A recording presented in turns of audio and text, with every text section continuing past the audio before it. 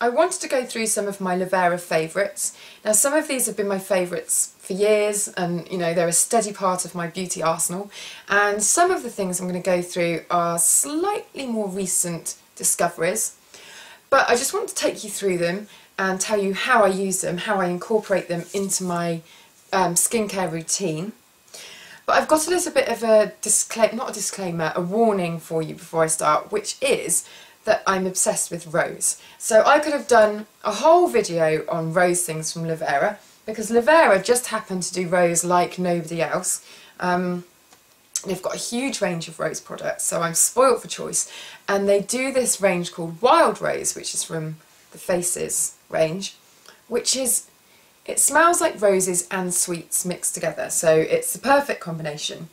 The first, probably my most used Lavera product, is the Liposome Intensive Cream, which is designed as an anti-wrinkle cream, and so it's quite rich and intensive, but it actually dries with no residue whatsoever. I put quite a lot on and I really massage it in. If my skin's feeling dull or a little bit stressed, you know, changing the weather, so you're going into rooms all the time that's centrally heated, or if you're on a long plane journey, then that's when I'd definitely be using a thick layer of this and massaging it in.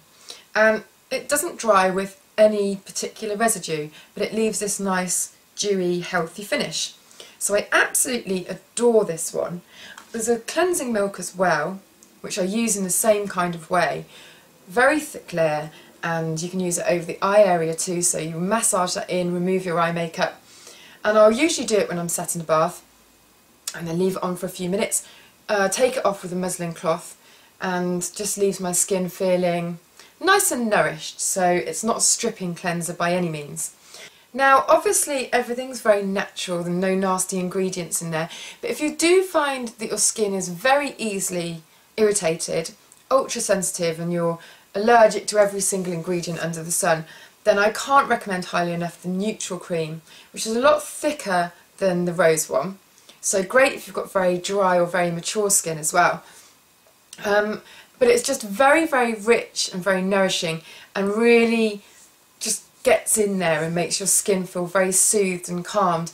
And if I'm on a shoot and I'm, you know, having makeup on all day and taken off and my face scrubbed with baby wipes or whatever the makeup artist uses, then this is what I will use at the end of the day, just to get my skin calmed down and rebalanced really. So that's excellent. And there's also the All Round Cream, which is in a rather retro tin, reminds me of shoe polish. I would use this more for the body. I hope this isn't too much information, but I actually use it on the scaly shin skin that you get in the winter, or I get anyway, that goes a little bit like crocodile skin. I find that can be really itchy, and so I slather this on. You can probably tell it's like a, thank God that didn't fall out, it's like a cream or butter typed product. Really gorgeous shea butter. I've just realised that I missed out one of my important rose products that I was telling you about. This is the Rose Garden Bath Oil. Absolutely gorgeous. It's like a premium luxury bath oil, but not at that price. Smells amazing, and I always find that when I step out of the bath after I've used it, I don't need to moisturise. It seems to leave this film or residue, which I really love. So that is a top buy, that one. Now I'm trying to remember what I was going to do next. I had this all planned out and I'm losing it. My Age. Right, now the My Age range, I started off with the Intensive Eye Cream actually. I'd recommend this for 30s onwards. If your skin's feeling very dry and you've got lots of fine lines, more mature skin, then this is great. Probably best not to go for it if you've got very young skin or you're acne prone, because it is very nourishing and rich. In that case I would go for the eye roll-on, cooling eye roll-on, which I use during the summer, and especially if you were studying a lot or using the computer a lot, really nice just to refresh and brighten and tone up the eye area. But my recent discovery from this range is the Lifting Concentrate, which is a serum. And a serum, in case you don't know, is something you'd put on before your moisturiser, as almost like a shot of very concentrated ingredients. This one's beautiful, and I find that if you keep it in the fridge and you feel a little bit tired or worse for wear, then it's just beautiful. You're eating your breakfast, go downstairs with cleansed skin, have your breakfast, and then take this out of the fridge, and just it's a really nice shot of almost wake up skincare. So that one is, I'm reading it in French, the Concentrated Lifting Serum.